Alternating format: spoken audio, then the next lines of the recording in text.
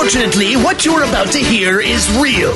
The members of this radio program are simply not that bright, or what some people would call educated.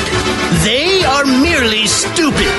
They're not trying to offend anyone on purpose. And all have played doctors on TV. You have been warned and are cordially invited to join the party. This is the men's room. Forget it, man, and get with the countdown. Get with the countdown. Shake this square world and blast off for Kicksville. The trippers, the grasshoppers, the hip ones, all gathered in secrecy and flying high as a kite. This is the men's room with Miles and Thrill. You know what they say, shake your radio more than 3 times, and you're playing with it. You're listening to the men's room. And away we go. Welcome to show number 2783. Along with Steve the Thrill Hill, the Ted Smith, Robin Fox, and my cock. Montgomery! Are in the men's room. On tap today, here come the bad jokes bitches. The return of Ted versus the FCC. Get ready to play Profile This. Plus headlines, a men's room shot of the day, fun with listener emails, and everyone's favorite TV time with Ted. Clack, clack. All right, here we go to Texas, where a woman drives to Walmart and Shazam, her ex-boyfriend jumps out of her trunk. Meanwhile, Florida man goes into Mexican restaurant, orders 1 chimichanga plus 16 vodkas before walking out on his tab as he was drunk. We head down to South Beach, where a horse walks into a bar. Alabama cancels Renaissance Festival as the sex might have gone too far. An angry chair brewing in Tampa is making people very angry. That is all coming on today's very special episode of The Men's Room. And now, here's the question. Hola, bitches. Good day to you and yours. All right, a man was found dead at an airport in Spain. Now, there were several reasons why police deemed this death suspicious. For example, he was zip-tied to the bench, so there's that. But also, his genitalia was stuffed into a can of tuna, and there were 2 slices of ham on his naked butt cheeks. Keep in mind, that is how he's found on a bench at an airport in Spain. Now, he died because he choked on his vomit. See, his friends were just trying to prank him, not kill him, but he ended up puking. He was drunk, he was tied down, choked on his puke, and they ended up killing the guy. And let's face it, unintentional, but it happened.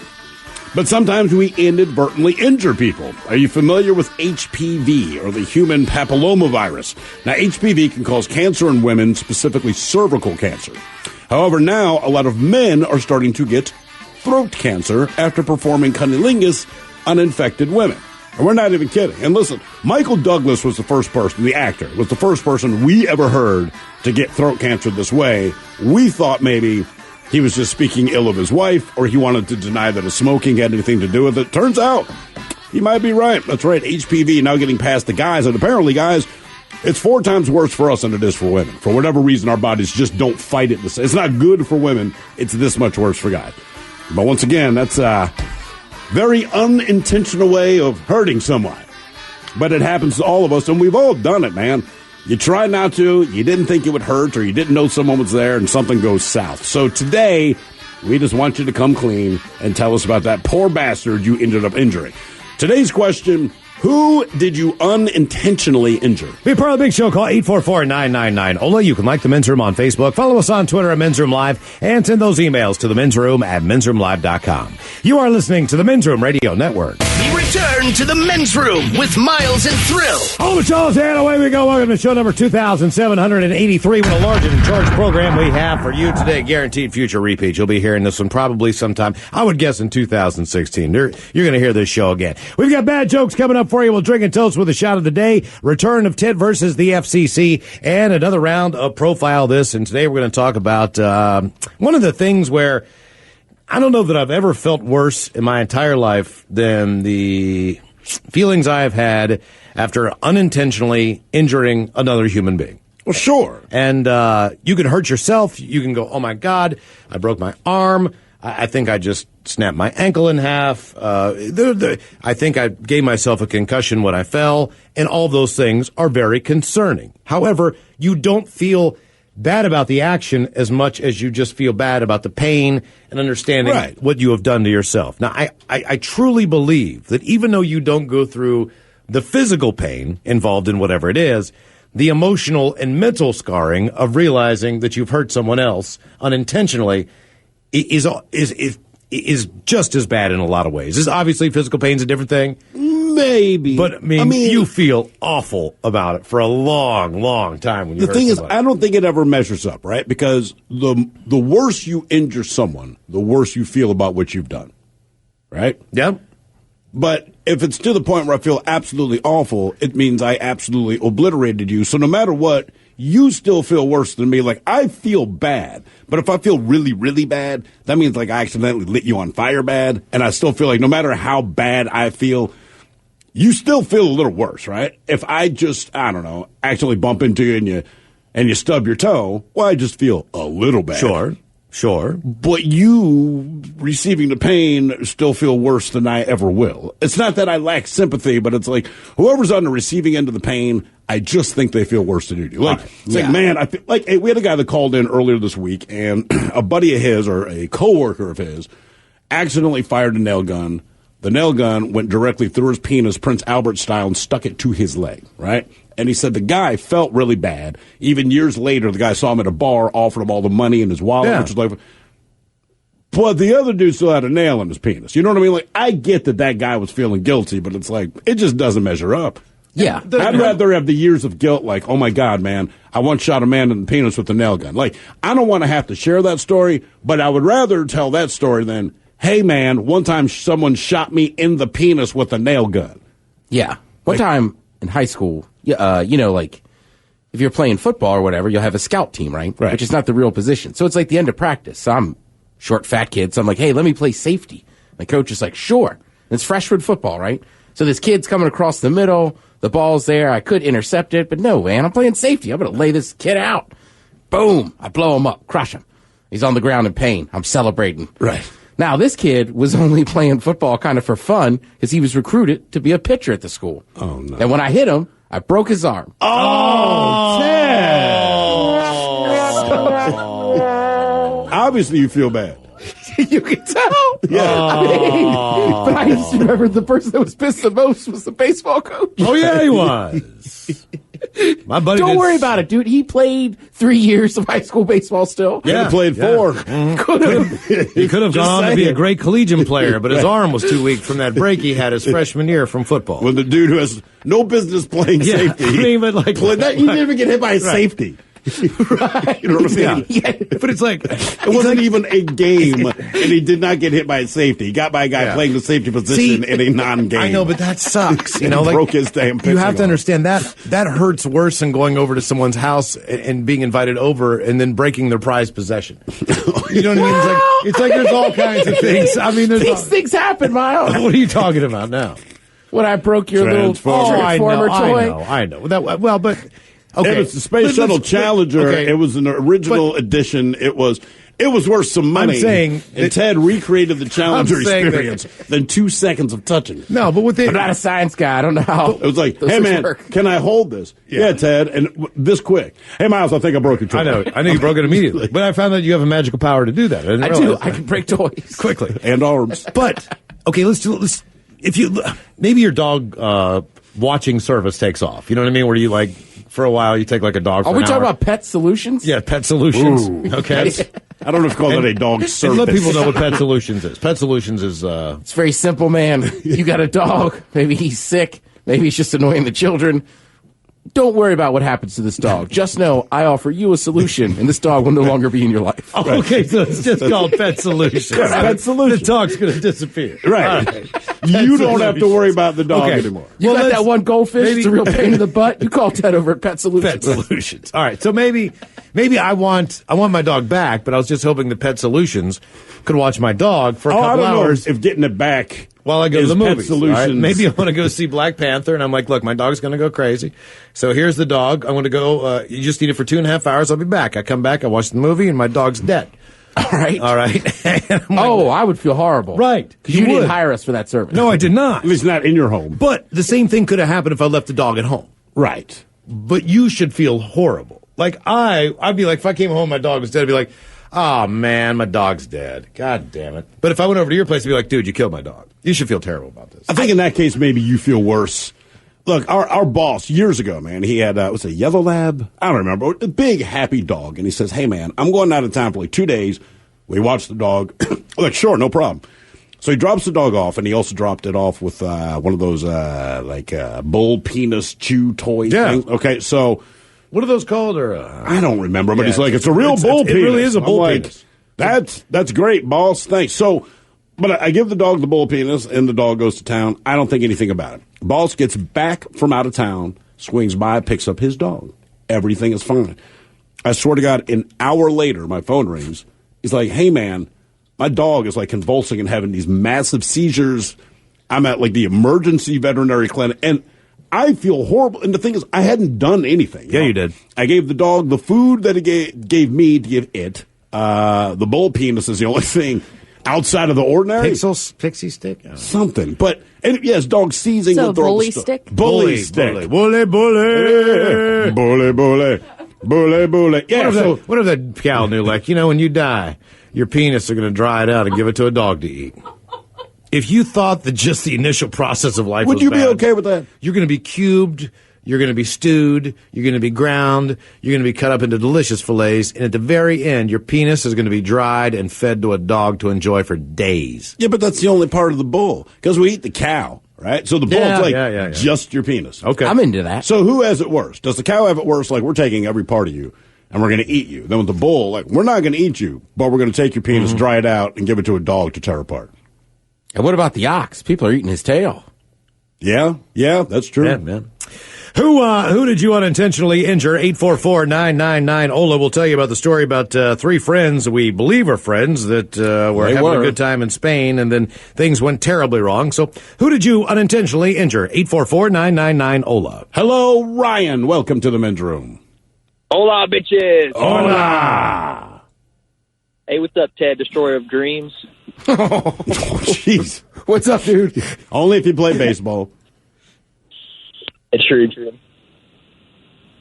So, my story that I hurt someone, it's a company I still currently work for, but I don't do the job anymore. I was hauling wood chips, and when we had to pick up the chips from the tanks, you kind of had to back in at a weird angle. And when I was backing in, someone decided to walk behind my blind spot right behind my trailer, and I ended up running them over. Did you know at the time you ran them over, or do you think you just hit something random? No, I didn't even know. So once I got into the tanks, I hopped out of my truck, and I'm like, why is there a bunch of tools and a radio on the ground? And I'm looking around, maybe someone left some tools or something there. And then I hear some guy, screaming, and I'm like, what the heck is that coming from? And I walk around, and he comes walking out from the back of my trailer, and he's all wet, scrape marks all over his clothes and stuff. And I'm like, what happened? He's like, you ran me over. I'm like, what were you doing? He's like, I thought you were leaving, so I decided to walk under the tanks. Was he able to walk away with no broken bones? Yeah. No nothing? Well, that's good. He was fine. He had a scrape on his head, and that's about it. But he still works there. I still work at the company. He knew it was his fault. He told the company it was his fault. Are you still driving for them? Yeah. I just don't haul wood chips anymore. Okay. I'm on flatbed now. Okay. Damn. Ran over your buddy. I like that. What happened? You ran me over. See him every year at the Christmas party. I remember you. Yeah. I just like that you find the radio and tools. Right? Who would leave this here? It's irresponsible. Who did you unintentionally injure? 844-999-OLA. Hello, Austin. Welcome to the men's room. Hey, how's it going? Hola. So, my story is, you guys explained earlier, I also got hurt doing this. And I have a 5-year-old daughter, and at the time she's really into gymnastics, and she's trying to figure out the whole cartwheel thing. And I was barbecuing at the time, had a couple beers, and I was like, I can show you how to do do a cartwheel and get her legs perfectly in the air. So I helped her do it a few times. I was like, all right, how about you watch that? So I get ready. I start jogging a little bit, get ready to do a good cartwheel. And mind you, I tore my meniscus a year prior to this. So I went and do a cartwheel, and I binked her right on the head with my left knee. Oh. And I kid you not, this kid is such a such a tank. She took it. She's crying a little bit. Nothing too bad, but her dad got muffed up. My knee hurt so bad. And as a father, you see your kid crying. You want to get up. You want to hold them.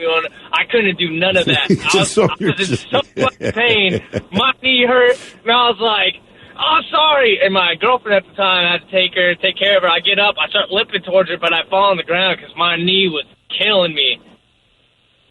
Was your daughter okay? Yeah, she was completely fine right after. She started, probably a minute of crying. She's like, all right. She just told me that she doesn't want me to do cartwheels anymore. I think that's fair. Steve does that anytime he's around a ball and other children. Don't you just take a ball normally and just drill people in the head? No, it was. Isn't that your star move? It was. It was not on. But you've done this more than once. This is not a one-time deal. My son was playing in a little kid soccer thing, I think 2 summers ago, whatever. But they played, at this age, he was 3 maybe, so instead of official soccer balls, they're much lighter, but it's these big rubber balls, all right?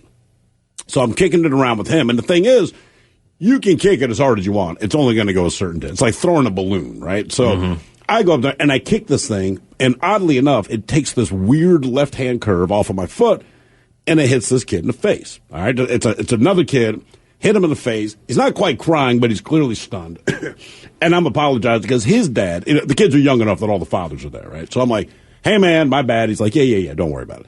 So about 20 minutes goes by. Now, this is the end of the soccer session, right? And all the kids are just going crazy with these balls. So I go to kick one to my son, and what do you know? It takes off to the left again off of my foot, hits the same goddamn kid in the face, but the difference is this time, because everyone's leaving, he was in his father's arms, man. So their heads are no farther than 3 inches apart. And this ball, and I see the ball take off again, and I'm not worried about it at first, but I kind of see the trajectory, and I'm like, oh, come on, man. Don't hit the... Oh, God damn it. Now the look on the kid's father's face is like, I will kill you. Because I'm beginning to believe that he does not believe that I'm not trying to hit his kid in his face. Because I've only hit one kid in the face, but I hit the same kid twice. And he's in his father's arms, man. And I'm telling you, most people do not bother me. But again, in parental situations when you're protecting your kid, I will lose that battle. And this guy, the look on his face was, I'm protecting my child mode. So just the cold stare that this guy gave me, I'm like, I'm worried about this guy, man. And I'm like, don't even bother to apologize. He doesn't want to hear it. But it was the same goddamn kid, man. But in the course of my life, yes, I have hit many kids as an adult. Yes, I know. Playing around with the kids, here, catch this ball, whatever. And sure enough, I basically killed my son a couple weeks ago. We were kicking the soccer ball back and forth. And he goes, you don't have to do it soft. Give me one hard one. So I did it like mid-hard, you know what I mean? He's 5, but still did it mid-hard. And he knocks it down. He's like, come on, man. So in my mind, I'm like, you know what? I'll do one. I'll give him one. Uh-oh. Sure. Uh-oh. Just, bam! Tears come out. He's crying. I'm like, all right. I don't even know why I did it. I should have known better. I don't know why I actually fired up. And, oh, yeah, I obliterated a kid. Doesn't matter. We played T-ball last summer. And you're playing catch with these kids, man, and they want you to lob the ball up. And you're like, are you sure? But eventually, okay. And throw the ball, 20 feet in the air, and these kids get under it. And, of course, it goes right past their hands, hits them in the face. I'm like, I'm done. I've done that one, too. I'm done. But I did it to my buddy's feel kid. Bad. Yeah. You just throw it up real high. So you throw it higher, throw it higher. That's what they want. Right, and then it hits him in the eye eventually. But, again, that kid that couldn't catch the ball then plays currently college baseball. So boom. To make yourself feel boom. Ruined one guy's career. Gotta live and learn. Right. Who did you unintentionally injure? 844-999-OLA. Hello. God damn it. Hello, Jake. Welcome to the men's room. Hola. Hola. Hey, how you guys doing? Doing well, Jake. How are you, man? Not too bad. So who did you unintentionally injure there, Jake? Yeah, so I unintentionally injured my little brother. I was about 10 at the time. He was 8. And mind you, he was sitting on the ground next to the couch. We're watching TV there. And I go to pop on the couch, and for some reason, his thumb's up in the air, right where my butt's about to go. I have a lot of questions about your little brother, but we'll get to that in a minute. Yeah. He's probably listening right now. But, I broke his thumb in a couple places. Oh. Yeah. And Mom wasn't home at the time, so we're just, he's crying, and, it hurts like hell. But, yeah, at the time we didn't have cell phones, so we couldn't call her. She's at work. So, yeah, we're just hanging around. He's, you know. So what did you do? Just wait for her to get home and he's in agony? Yeah, he's in agony. He's laying there and,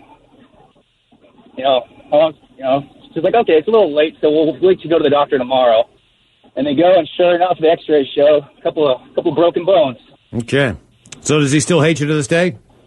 No, right. No, we're good. Okay. Is he still weird with his thumbs? I think he's gotten better now, but we've injured each other a lot of times. He's shot me in the head with a BB gun, point blank, and. But he meant to do that. Yeah, that's on purpose. Right, exactly. That's the thing about point blank range. Right. My brother broke my sister's collarbone, like in her shoulder when we were kids, because we were like playing, like you play football. So he was a little bit older, like in the living room or whatever, just on your knees. I forget what happened, but just took her out. Yeah, kind of.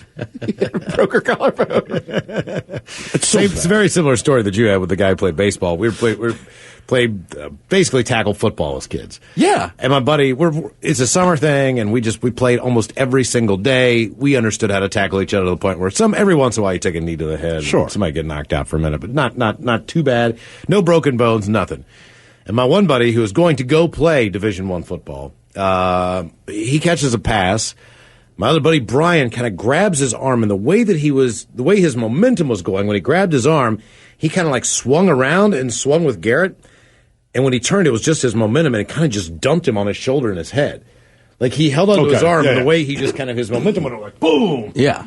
It dislocated his shoulder and broke his arm. I mean, and he had a scholarship to play football. And he didn't go, he got a medical red shirt and all that stuff, but he ended up playing. He did play. He ran for 158 yards against Terrapins. But my buddy Brian felt so horrible. Like, he was the guy. Like, if you had a friend who was famous for playing sports, it was in the paper, and he's going to be all this and do all that, that was Garrett. My buddy Brian just snapped his collarbone in half on an afternoon, and you heard it. It was like crack, and we were like, "Oh God!" So glad that's not me. Oh no! Do kids still play tackle football? I hope not.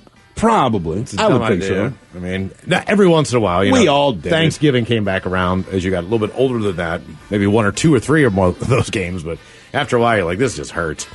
Who did you unintentionally injure? 844-999. Ola, more your calls coming up. You are listening to the Men's Room Radio Network. Hola, bitches. You're listening to the Men's Room.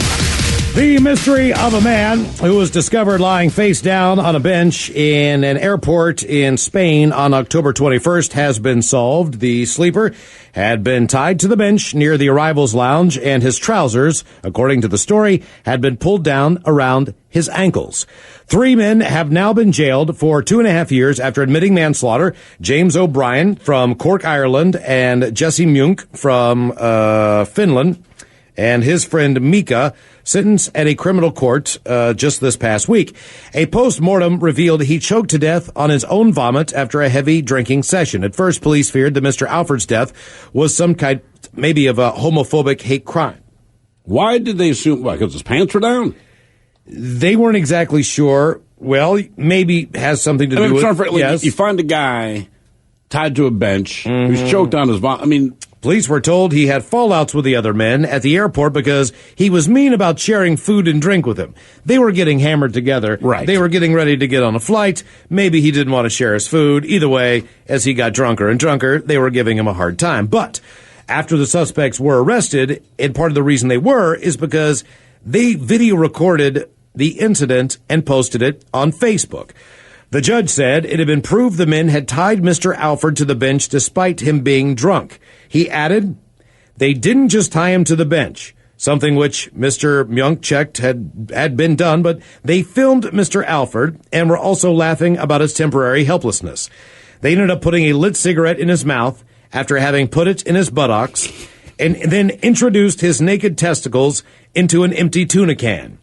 They acted as if they were narrating a news report and posted the video to the Facebook page of the person who was filming it at the time. Keep in mind, this is at an airport. When they had a good laugh, they left Mr. Alford to his fate. But because of his drunkenness and because of the fact it was almost impossible for him to move because of the plastic ties, when he started to choke, he ended up dying and choking on his own vomit. They say little is known about Mr. Alfred's life other than the fact that he died with his balls in a tuna can in an airport with a cigarette between his butt cheeks and 2 slices of ham on each ass cheek, which is true. The images show the victim was alive when the humiliation began. He was tied up in the same position he was found, and hours later, his other friends got on their flights and had taken off. So the reason that he was kind of left there was because they were at the airport, but they also were leaving. They were all there on a holiday. How does all this go down at an airport and nobody notices or says, hey? That's the part I struggle with the most. You know, like, you're at an airport, man. How did you tie a guy down? But he's face down. Pull his pants down. Someone upset. Put a cigarette in his ass. You would think someone would stop you. And 2 pieces of ham on each butt cheek. And then put his twig and berries in a tuna can. And at no point did anyone say, hey, man, maybe it was a prank. They weren't trying to hurt the guy. They weren't trying to kill him. They were just messing with his buddy because he was That's an extreme prank. It is very extreme. That is a bit much. What do you think took it over the top? The slices of ham on the butt cheeks, the tuna can, the cigarette, or the boys, the boys in the tuna can? Oh, I'm saying the tuna can boys, man. He dropped his testicles in a tuna can. Hola! The shenanigans continue on the Men's Room Radio Network.